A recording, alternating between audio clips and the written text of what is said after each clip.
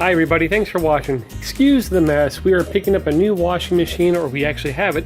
Here it is. So today I thought I would show you how to install a new washing machine. This is replacing a remarkably similar Samsung top-loading washer. This is a Samsung top-loading washer, the new one. The other one had a recall issue, so we just opted to get a new one. It's going to go in there next to the dryer. But the first thing I want to talk about is the connections you'll need. But before you do anything, this is a good chance to clean out where the old washing machine was.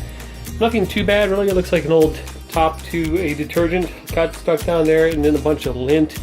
So we'll mop that out, and if you'd like you can replace the hoses, but I know these hoses are only 2 years old and they were with the other new machines, so I'm going to keep those.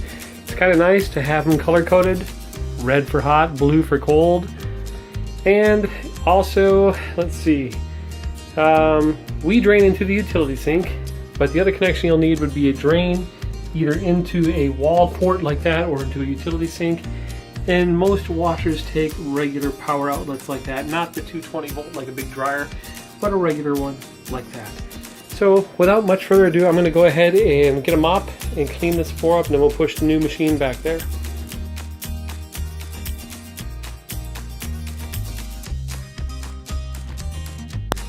Since my wife is not here, I'm just going to use a wet rag versus a mop. And do the old foot mop.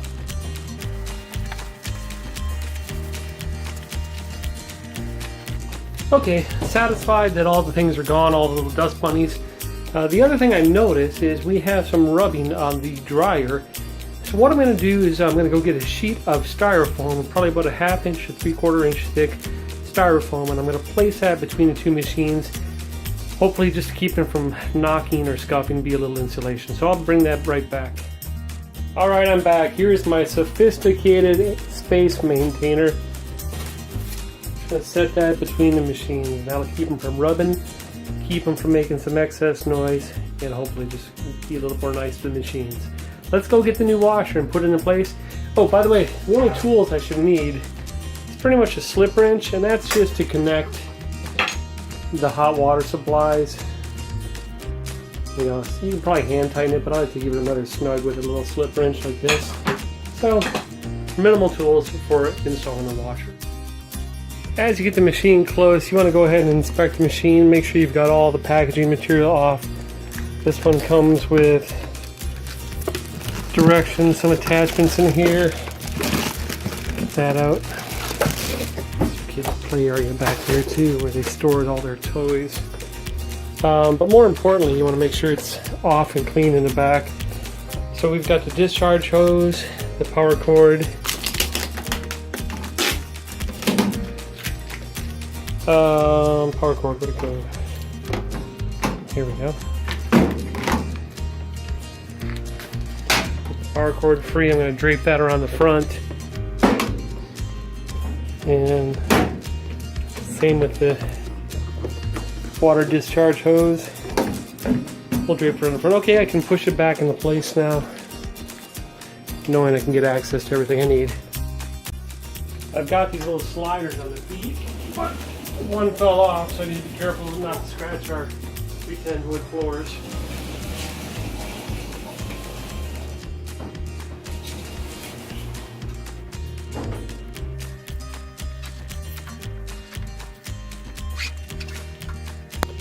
Alright, before we're too far back, I can actually hook up the hoses. There's enough play into them. This one's nice because it shows you the hot and the cold from the top. It's also printed on the side, but connect those up, hand tighten them. Red for hot.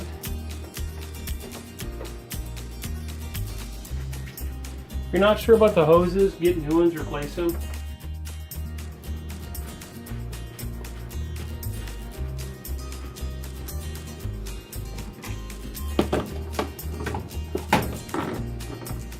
Don't over tighten them, especially if you got plastic receptacles like these are.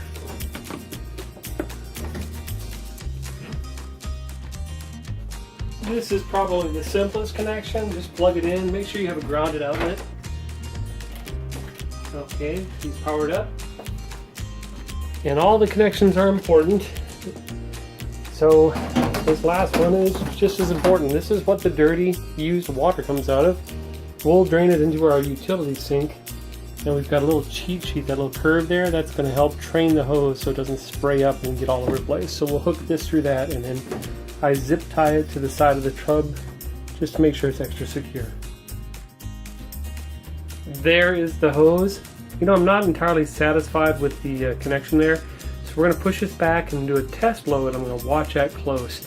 But those are the 4 connections we need: hot, cold, power, and discharge. Now I can slide this back and make sure everything's good to go.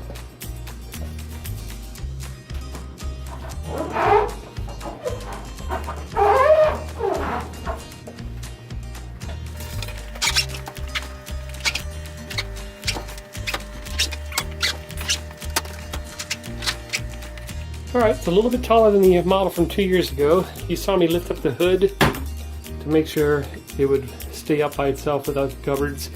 I'm knocking it back down. Now I'll just remove the tape and we'll power it up.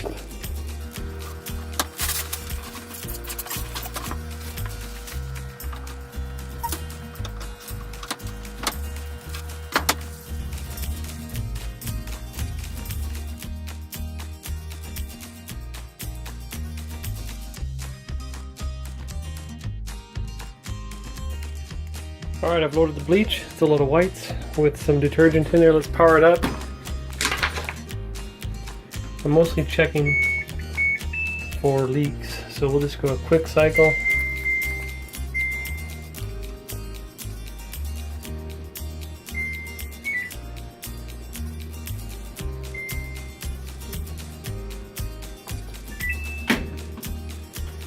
Okay, it's doing its thing. We'll peek back here to check out for leaks.